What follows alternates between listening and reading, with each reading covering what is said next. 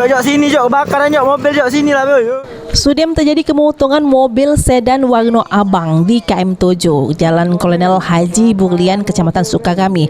Terselit warga yang melintas langsung bantu midam ke api yang berkobar. Belum diketahui penyebab api yang motong ke mobil tersebut. Menurut selamat, warga sekitar yang lagi buat nasi goreng nyerlik api sudah besar. Jalanan sampai macet.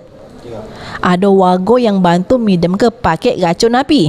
Sesudem apinya pidam, tercium bau bensin sampai ke tempat dirinya berjajo nasi goreng.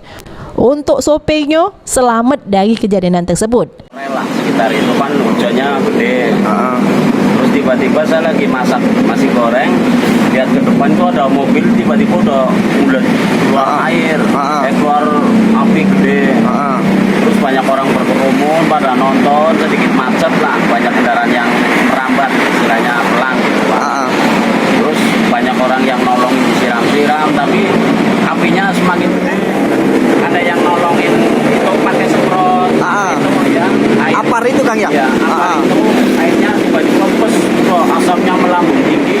Cium bau bensin sampai ke depan sini itu gimana Kang? Ya, jadi tempat mobil kebakaran ke sini ke tempat dagang saya kan sekitar 30 meteran lah.